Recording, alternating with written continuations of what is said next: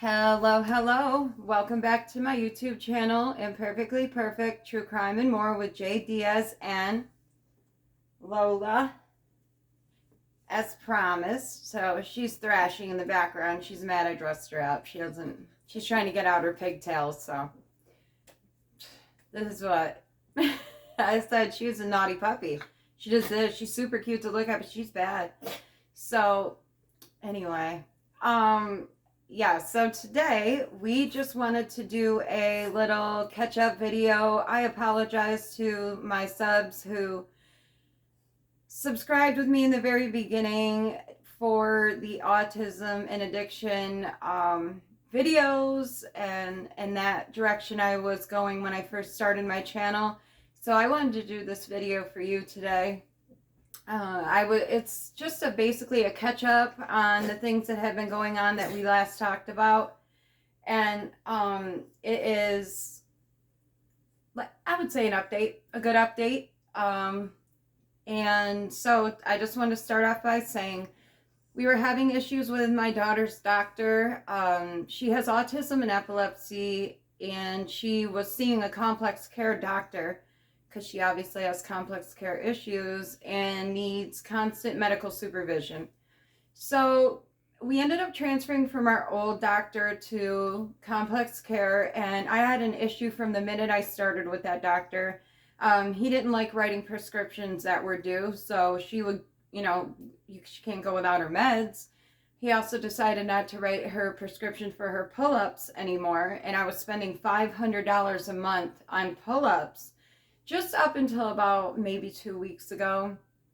Best thing happened. So we go into Wegmans, my husband and I, we go into Wegmans and we stop at the pharmacy and they say, we're picking up a script to see if we have anything, picking up scripts, and all of a sudden they're like, oh, we have a prescription for pull-ups. We're like, well, from where? We didn't question it though. We're like, wow, where? Because this is literally taking every single penny that I have. I'm not even kidding. And so I'm like, oh, thank God, all that praying, and now it's like, all right, it's going to happen. It's happening. So we get the pull-ups. 2 days later, we come home. There's another delivery. 5 more boxes of pull-ups. We're like, oh my God, this is so amazing. So now it's coming back tenfold, right? So thank God. So now there's 500 pull-ups in the basement, literally. And I'm like, oh, thank you, God. So that was one great thing. We got out of the complex care center. As you know, he kicked us out because he did not like how I advocate for my daughter. And that's never going to change. I'm always going to advocate whether you like it or not. If I feel like you are, you are not, you're a terrible doctor, right? But you are detrimental to her health by not writing her scripts for her seizures, her pain medication that she needs, because she has a fracture in her left shoulder and she has basically there's no socket for her arm to go into. It's demolished from having seizures, from the violently shaking during the grand mal seizures.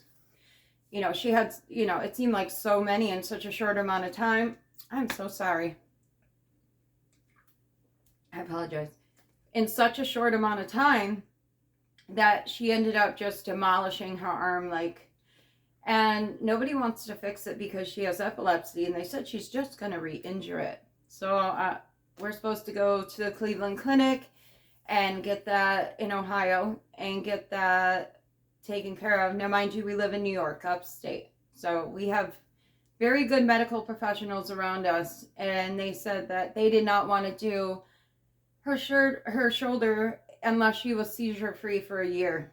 I said, well, hell, I would love for her to be that too, seizure-free for a year. But, and now luckily at the end of November, she was seizure-free for 1 year. So there's the second amazing thing medically that's happened.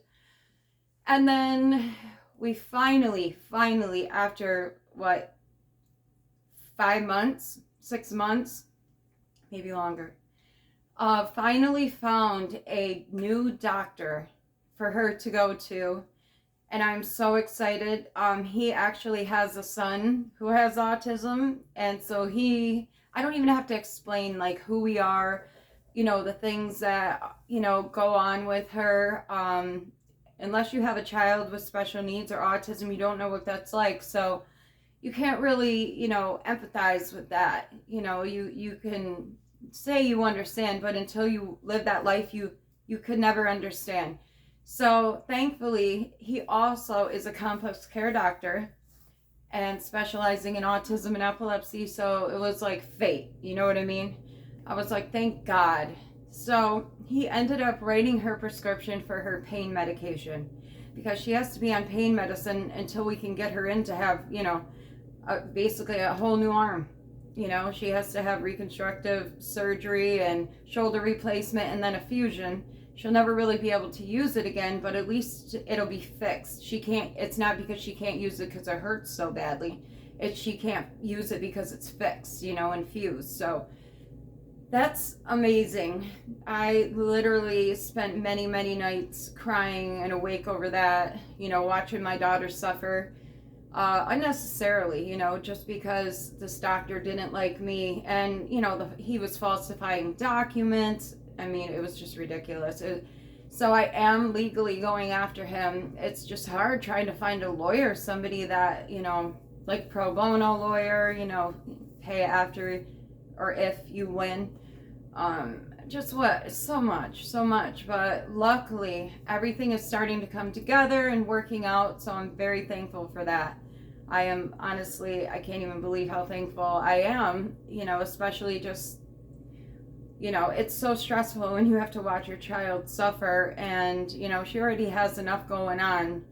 It's just terrible to watch, heartbreaking to watch. So thank God, lots of praying on that. So, and then here's the best part.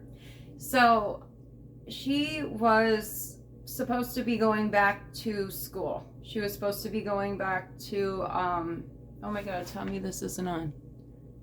Oh, it is. Oh my God. I was like, oh my God, I didn't see the thing at the bottom. Please tell me this is on. I'm so sorry.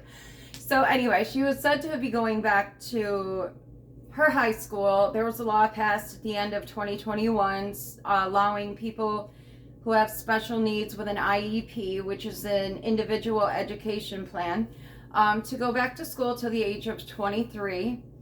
And she was accepted to go back. Now, that's not for everybody, and they make it very hard for the people who do get to go back. So luckily, she was said to go back, and that was in October. Actually, the end of September, they said, okay, she'll be starting in October. So I'm like, oh, perfect. I was going to also be getting paid to pick her up as transportation. And so, that was going to be like my paycheck, because I am a stay-at-home mom, and we all know that the pay for that is nothing, right? So I'm like, yes, finally, you know what I mean? And no, that it fell through. She's still not in school. It's going to be February, okay? But here's the best part. They didn't have the room. Then they had to make the room. Then they made the room for her, right? So after we get this variance, which is changing the number of kids in the classroom from a 741 to an 841, meaning 8 students, 4 teachers' aides, and 1 main teacher. They had to change it from 7 students to 8 students. That was a huge process. You wouldn't think it would be, but it is. Then when they change it to the 841, now they don't have enough staff for that size classroom. So I don't know, you know what I mean? But she gets a budget from, it's called Self-Direction, and we live in upstate New York, and it is through like the OPWDDs for people with disabilities program. And so it's just crazy because when she turned 21, her budget increased significantly, and it didn't increase for like, us to personally get our hands on. It goes to like education, transportation programs, daycare, that kind of stuff. So it goes right to the state. But here's the best part. So her school said that she was accepted back and has been taking $60,000 out of her budget like she's going back. Yes, they are. And then they're pretending like they're not. They're like, well, she's not enrolled. We don't know. But yes, she is enrolled, because I just had a meeting the other day. Like every 6 months to a year, it depends on the program, but every 6 months for us, we have to update her life plan, and that's just everything she's doing, her goals and stuff like that. And so I had a meeting and with our broker, who is the woman who handles our self-direction budget. And she was saying that the $60,000 is still missing. So it's $48,000 for education or day hab, and like $12,800 that they'll pay for the whole year for transportation. And let me tell you, not only did they take her $60,000, and she's not receiving not only school or a day hab program, but they're also saying that they're not taking it. Well, by them doing that and doing whatever they're doing, wherever this money is going, it is, say I could get my daughter into a program tomorrow, a day program tomorrow. No, I couldn't, because all her money that she would need for that and transportation to and from and whatever, it's being held up at her old school, her old high school, for a program that I just spoke to this woman yesterday, and she's like, well, Mara is a priority for us. She's top on the list. I was like, oh, you said that 7 months ago. I don't even want to hear that. Stop saying that. And then literally 3 weeks later, after I'd been calling them, I just got a phone call back yesterday. I called the superintendent, the principal, her old caseworker, a couple different teachers, and nothing. I've never seen anything like it. But yes, they are taking that budget, and not only it drops us back to our old budget, which gives her half of what she had. Not even, it's like 3 times less than what she would have initially had. And I just can't even believe that this is a thing. I don't know how people get away with this. So many people too, and it's like a domino effect. It happens everywhere you go. I've never seen anything like it. So now I have to get a hold of her home-based school, because when you have an IEP and you go to a program outside of the county you live in or outside of the school district you go to, you have to be basically contracted out. So they'll contract transportation, and they will, they have to pay a school for that student to go there. So this is a lot of money, and they're like, well, we don't know where it is. We're not sure. I'm like, how do you not know where $60,000 went? I just wonder that. So now I have to look into that more. It's just I always feel like I'm doing these people's job, but they're getting paid for it.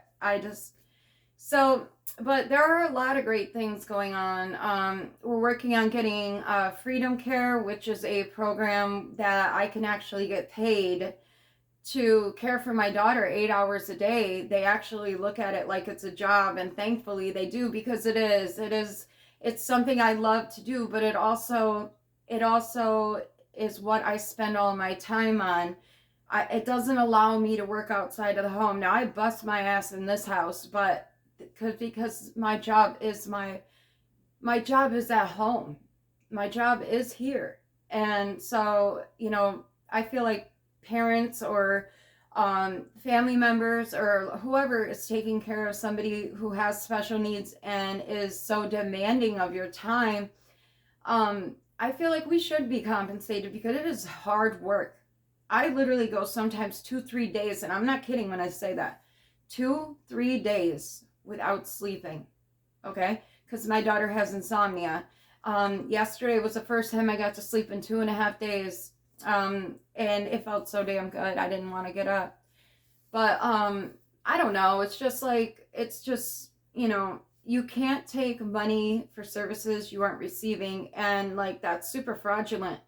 And I was telling the woman at my daughter's school, and she's like, well, I can't say we're receiving the money. I said, but you can't say you're not. You can't say you need to look into that, girlfriend. Whatever. So I just want to thank you guys. I am so sorry for rambling on, but I love you guys for listening and interacting with me. And now my honey bun bunny Loli, and she is just getting it back here. Let me see. Come here. You have to show them. I'm sorry. Let me get it. Oh my goodness, Loli. Oh, monkey. Let's see. Ready? Look at that. Look at it, guys. Say hi, everyone, LOLa. She is just like, I can't even believe you're doing this to me right now. Yes. So, yes, but I do appreciate you guys for watching. And like I said, I'm trying to grow as a person, you know. Technology-wise, I'm so terrible at it. I'm so sorry. But my niece is working on helping me, and I am trying to improve everything.